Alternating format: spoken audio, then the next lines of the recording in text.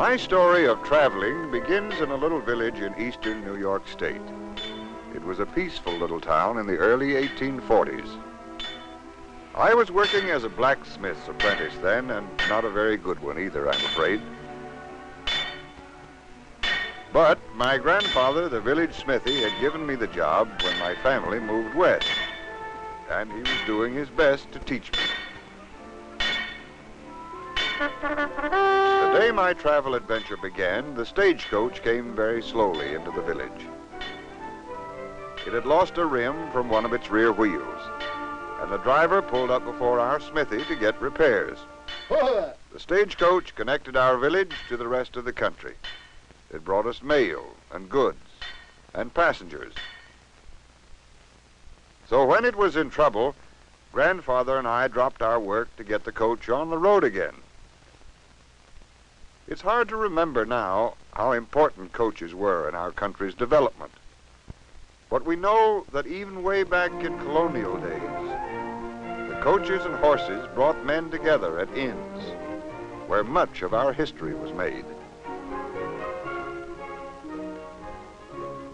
Because of coaches, roads were built all over the East, until by the time when Washington was president, he could travel to all 13 states by land, though it was very slow. The wagon wheels I used to bring in when I was a boy for my grandfather to repair helped the farmers take their goods to town. Yes, those wooden wheels with metal rims built our country even before I was a boy. And my grandfather, like any good smithy, knew how to repair them. He had that coach wheel ready in short order, and I helped him put it on. Of course, some of the passengers thought we took too long, but the smithy was too important a man to be rushed. He was repairman, builder, and chief mechanic in those days. Time was important to travelers. A stagecoach could average almost 8 miles an hour by hard driving, and the passengers and driver were anxious to be on their way.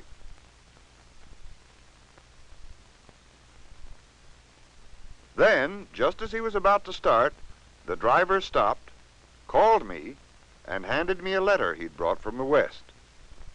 The letter was for me, and that letter launched my travel adventure. It was from my family out west in Illinois, and it told me to start west and join them before winter, if my grandfather could spare me. When he read the letter, my grandfather just said, "Go." I tried not to show how excited I was, but I think he knew. In my room that night, I planned my trip.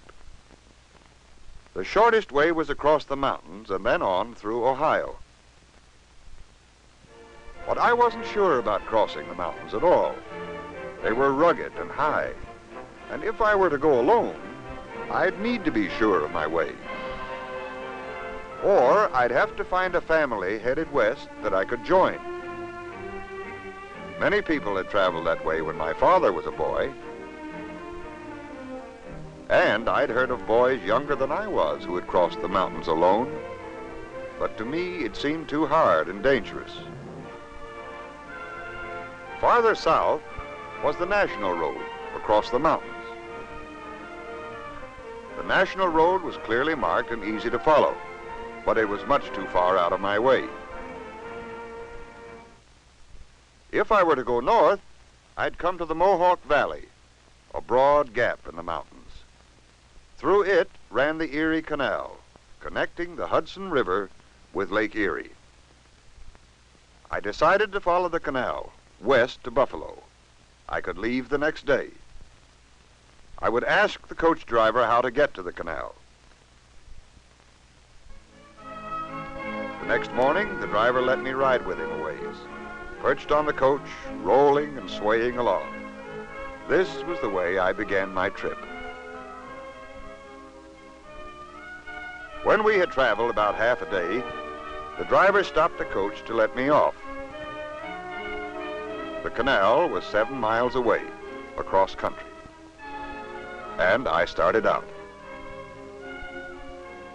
As I walked, I thought about those new trains and wished I had money enough to ride one of them, at least part of the way. By the time I got to the canal, I was hot and tired. It was quiet and lonely, and I decided to rest before starting west. As I was lying there beside the Erie Canal, I heard something coming. I looked. Come on, Bill. Hey, out. And around the bend appeared a big barge, towed by a pair of mules. As I went to meet it, I saw the mules were being driven by the barge captain. He had lost his mule boy, and he offered me the job. I figured I might as well work while I walked. It wasn't hard, for the barge floated along easily, and the mules just followed the towpath along the bank. Sometimes the barge passengers would ride on top to see the sights. And I'd call out if I saw something ahead. I remember the first locks we went through. The lock tender partially opened the upper gates to let water into the lower level where our barge was. The water rose, bringing our barge up with it. When the water in the lock was as high as in the canal above, the upper gates were opened all the way. Then our barge could move on into the canal beyond the lock.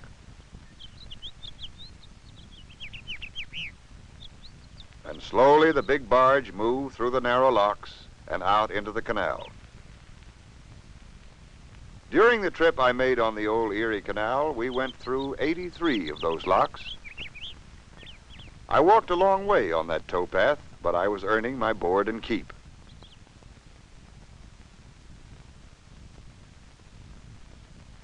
When we reached Buffalo, the old captain came to shake my hand and say, "Good journey." I still had nearly 600 miles to go west, and he would soon be heading east again. I had seen pictures of Buffalo, a busy port on Lake Erie, with tall masts marking where sailing vessels lay at anchor along the waterfront. I found lake steamers on the waterfront, too. One of them I came upon was loading for a voyage west to Detroit. I asked the captain the price of the passage, but it was too expensive. The boat carried people and cargo from as far away as China, to be delivered to the inland country. I asked the captain to let me work my way. Taking that steamer to Detroit would leave me only a few hundred miles to Illinois, and riding beneath those smokestacks looked exciting.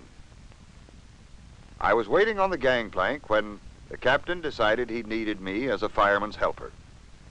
As I went below, the captain signaled to the pilot, ready to start. The big mooring rope was cast off, the signal was given, and slowly the piston began to move.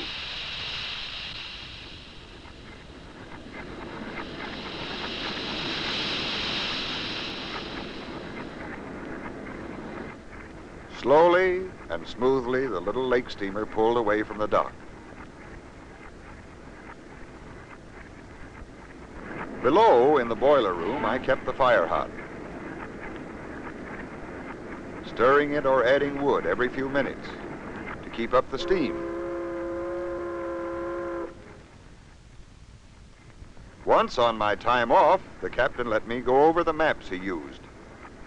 He showed me how the boat kept to the southern coast of Lake Erie, stopping at Erie, Cleveland, Sandusky, Toledo, and Detroit. At these points, river traffic brought goods and passengers to the lake. All this inland country depended on water transportation. Some of it went north to the lakes. Other goods went south to the big Ohio and on to the Mississippi. On these rivers, huge steamers were used. Steamers big and powerful enough to move with or against the strong river currents. Smaller steamers were used on the Great Lakes, and ours was small even for a lake steamer. Because it was small, we could stay close to shore and pick up goods or passengers just about anywhere. And staying close to shore had other advantages, for often we had to land to load wood for our boilers. It took a lot of wood and a lot of work to keep the fire hot enough, to make steam enough, to drive the pistons. But by working as a fireman's helper, I earned enough money to ride the last part of my journey as I wanted. By steam train, a pioneer in the travel system that one day would tie our nation together. That was the way I got to Illinois in the 1840s. Yes, I remember well my travel adventure that began the day we repaired the stagecoach. It tells much of how Americans were traveling our vast continent when I was a boy. By stagecoaches, canal barges, pulled by mules or horses, small steamers on the Great Lakes, big steamboats on the Ohio and Mississippi rivers, and as other Americans moved still farther west, long wagon trains were taking them as far as the Pacific. This was travel in our land when I was a boy in the 1840s.